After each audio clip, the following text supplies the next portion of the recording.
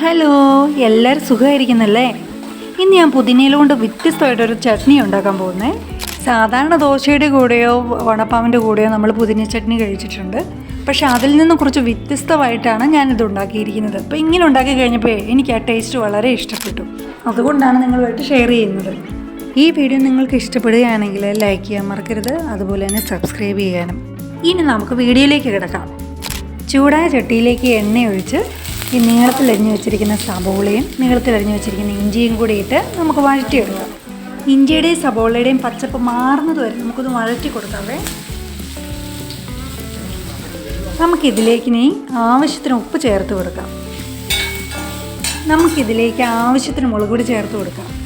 ഞാനിവിടെ അധികം എരിവില്ലാത്ത മുളക് പൊടിയാണ് കേട്ടോ ചേർത്ത് കൊടുത്തിരിക്കുന്നത്. നമുക്കിനി ഇതെല്ലാം കൂടി നന്നായിട്ട് വഴറ്റി കൊടുക്കാം. ഇനി നമുക്കിതിലേക്ക് പുതിനയില ആഡ് ചെയ്യാം. ഇനി നമുക്കിതെല്ലാം കൂടി മിക്സ് ചെയ്യാം.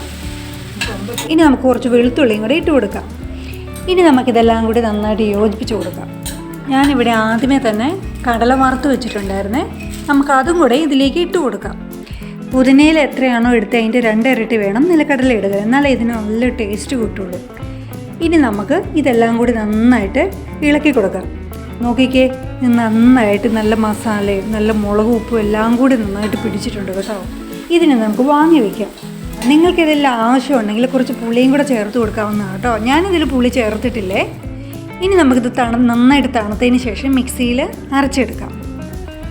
നോക്കിക്കേ, നല്ല ടേസ്റ്റി ആയിട്ടുള്ള പുതിന ചട്നി റെഡി. നിങ്ങൾക്ക് ഈ വീഡിയോ ഇഷ്ടപ്പെടുകയാണെങ്കിൽ ലൈക്ക് ചെയ്യാൻ മറക്കരുതേ, അതുപോലെ തന്നെ സബ്സ്ക്രൈബ് ചെയ്ത് സപ്പോർട്ട് ചെയ്യാൻ മറക്കരുത് കേട്ടോ. ഇനി നമുക്ക് അടുത്ത വീഡിയോയിൽ കാണാം.